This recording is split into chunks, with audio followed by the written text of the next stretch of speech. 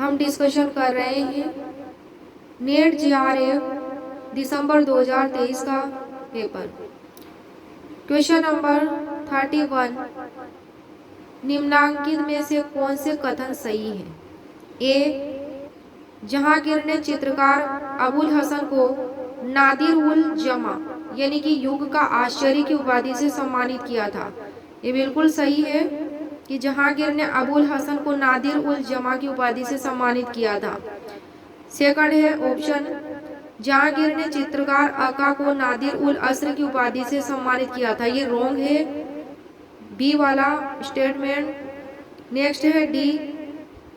Next है सी, उस्ताद मंसूर जहांगीर के शासनकाल में महानतम चित्रकारों में से एक था जिन्होंने पशु पक्षियों की चित्रकारी में उत्कृष्टता प्राप्त की थी। तो सी ऑप्शन बिल्कुल सही है। नेक्स्ट है ऑप्शन डी, जेसूट फादर फरनाओ गुराद्रियो जिन्होंने साम्राज्यवादी दरबार में पदार्पण की चित्रकला पसंद थी। ये भी सही है, डी वाला ऑप्शन। और ऑप्शन ई, जहांगीर के एल्बम में हाशिए की सजावट सामाजिक विचारों की अभिव्यक्तियों से संबंधित दृश्य से ओतप्रोत है। तो ए, बी, सी, डी और ई ये चारों ऑप्शन सही है, लेकिन बी गलत है।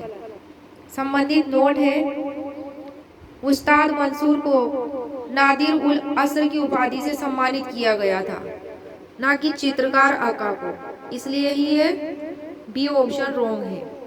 किसको सम्मानित किया गया था? नादिर उल असर का उस्ताद मंसूर को। उस्ताद मंसूर जहांगीर के शासनकाल के महानतम चित्रकारों में से थे जिन्होंने पशु पक्षियों, साइबेरिया का एक बिरला सारस की चित्रकारी में उत्कृष्टता प्राप्त की थी। नेक्स्ट है क्वेश्चन नंबर 32, अभिकथन ए, पाली भाषा जो एक समय में पूर्वी भारत के कतिपय क्षेत्रों तक ही सीमित थी, बौद्ध काल में और अधिक प्रचलित हुई। कारण आर, इसका कारण यह कि महात्मा बुद्ध ने अपनी कृतियों के लिए पाली को अंगीकार किया था। तो आर ए की सही व्याख्या है और ये दोनों ही कथन सही है, अभिकथन ए और कारण आर। उनका आधार वाक्य था पाली धर्म अनुशासनम। महात्मा बुद्ध का जो उसमें लिखी गई है पाली में कृतियां, उनका आधार वाक्य पाली धर्म अनुशासनम। नेक्स्ट है क्वेश्चन नंबर 33, निम्नांकित को काल क्रमानुसार व्यवस्थित कीजिए। ए में है भारत में चक्रीय पहिया का प्रथम उल्लेख, बी में है मंसूरा सिंध में कागज का मिलना, सी में है मोन्सलेट द्वारा सर्वप्रथम सिलेंडर और पिस्टन सीरीज का उल्लेख, डी में है बलुई घड़ी यानी कि सेंट क्लॉक का भारत में उल्लेख, और ई में है जावर में आसवन द्वारा जस्ता का पृथक्करण। तो इसमें सबसे पहले किसका कालक्रम आता है? बी। ऑप्शन बी जो है, बी मंसूरा सिंध में कागज का मिलना, ये सबसे पहले घटित हुई थी घटना। फिर ई है जावर में आसवन द्वारा जस्ता का पृथक्करण किया गया था। फिर ए में है भारत में चक्रीय पहिया का प्रथम उल्लेख हुआ था। फिर डी में है बलुई घड़ी का भारत में उल्लेख, और सी में है मोन्सलेट द्वारा सर्वप्रथम सिलेंडर और पिस्टन सीरीज का उल्लेख हुआ था। नेक्स्ट है क्वेश्चन नंबर 34, भारत में वर्णाश्रम धर्म से निम्नांकित में से किसका महत्व निरूपित होता है? ए में है बौद्धिक योग्यता, बिल्कुल सही है। बी में है समाज के कार्य कारण की रक्षा करने की शक्ति, ये भी सही है। सी है व्यापार और वाणिज्य का महत्व, सी भी सही है। डी में है श्रमिकों और कर्मकारों की आवश्यकता, इसमें सी भी सही है।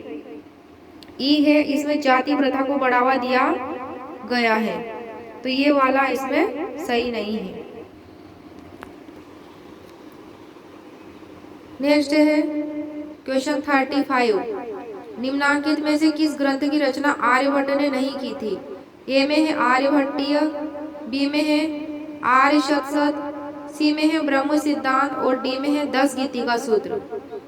तो इसमें है ब्रह्म सिद्धांत की रचना आर्यभट्ट ने नहीं की थी। आर्यभट्टियम, आर्यशस्त्र और 10 गीतिका सूत्र की रचना आर्यभट्ट ने की थी। ब्रह्म सिद्धांत अर्थात ब्रह्म स्फुट सिद्धांत की रचना ब्रह्मगुप्त ने 7वीं शताब्दी में की थी। किसने की थी? ब्रह्म स्फुट सिद्धांत की रचना ब्रह्मगुप्त ने। ब्रह्मगुप्त पहले गणितज्ञ थे जिन्होंने परिमेय भुजाओं वाले एक चक्रीय चतुष्कोण को विश्लेषित किया तथा उसका क्षेत्रफल तथा विकर्ण निकालने की विधि बताई। नेक्स्ट है क्वेश्चन नंबर 36। निम्नांकित को घटित होने के आधार पर सही कालक्रम में व्यवस्थित कीजिए। ए में है मुजफ्फरपुर षड्यंत्र प्रकरण 1908 में घटित हुई थी, और उसके बाद है ई कानपुर षड्यंत्र केस 1924 में घटित हुआ था।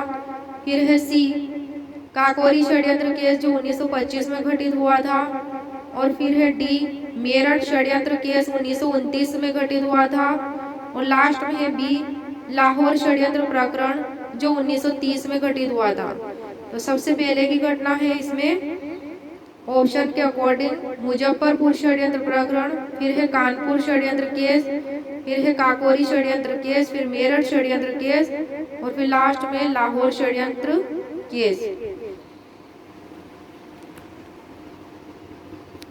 नेक्स्ट है क्वेश्चन नंबर 37। निम्नांकित को कालक्रम में व्यवस्थित कीजिए। ये भी उसी पर आधारित है। तो इसमें घटनाएं हैं। तो सबसे पहले इसमें जो घटना घटी थी वो है सी ऑप्शन की घटना सबसे पहले घटी थी, रानी दुर्गावती का निधन। तो रानी दुर्गावती का जो निधन है जून 1564 में हुआ था। फिर बी वाली घटना घटी थी, बी ऑप्शन में जो है दिल्ली में हुमायूं के मकबरे का निर्माण किया गया था। कब किया गया था? तो 1565 में हाजी बेगम के द्वारा। फिर ई ऑप्शन में जो है वो घटना घटी थी महाराणा प्रताप और मुगल सेना के मध्य हल्दी घाटी का युद्ध जो 18 जून 1576 को हुआ था। फिर ए ऑप्शन में है वो घटना घटी थी गोवा के पुर्तगाली वायसराय द्वारा एंटोनियो केबरल को अकबर के दरबार में राजदूत के रूप में भेजा जाना। ये घटना 1576 की है। फिर लास्ट में है डी राजा टोडरमल का निधन नवंबर 1589 यानी कि 1589 में लाहौर में हुआ था। इस प्रकार से ये सारी घटनाएं काल क्रमानुसार व्यवस्थित हैं। नेक्स्ट है क्वेश्चन नंबर 38। इतिहास के निर्वचन की परिभाषा इतनी गहन है कि जब तक कि इतिवृत्ति के संबंध में हमारी रचनात्मक धारणा नहीं होगी, हम या तो गूढ़वाद या दोषदर्शिता की तरफ प्रवृत्त हो जाएंगे। ए में है यह इतिहास के बारे में डेविड ह्यूम का कथन है, रॉन्ग है ये वाला ऑप्शन। बी में है मार्क्सवादी इतिहासकारों के मत को प्रतिबिंबित करता है, ये भी रॉन्ग है। सी में है यह इतिहास की व्याख्या के मुद्दे पर एफ कोविक का मत है, ये सही है। डी में है यह ई एच कार द्वारा प्रयुक्त उद्धृत वाक्य है, ये भी सही है। और ई में है इसमें इतिवृत्ति भूतकालिक घटना के बारे में रचनात्मक धारणा पर बल दिया गया है। इस प्रकार सी डी और ई तीनों ही सही है, ए और बी गलत है। Question number 39।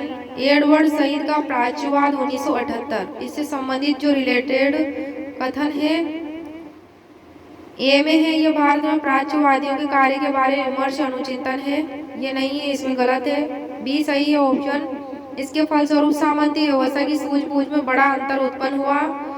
सी में है इससे अफ्रीकी लेखक प्रभावित हुए। और डी इसके फलस्वरूप गैर पाश्चात्य की पश्चिमी छवियों के बारे में क्रमबद्ध विधि सम्मत आशंका की भावना उत्पन्न हुई। तो इसमें जो क्वेश्चन पूछा गया है उसमें ए ऑप्शन गलत है, बाकी बी सी और डी ये सभी सही हैं। नेक्स्ट है क्वेश्चन नंबर 40। यह किसने लिखा था कि स्कूल और कॉलेजों की तुलना में फैक्ट्रियां अधिक प्रभावी हो सकती हैं तथा राष्ट्र की गतिविधियों को नया जन्म दे सकती है? एम जी रानाडे ने ऐसा लिखा था। 1870 में एच एस चिपलूणकर और जीवी जोशी के साथ मिलकर पुनः सार्वजनिक सभा की स्थापना की थी एम जी रानाडे ने।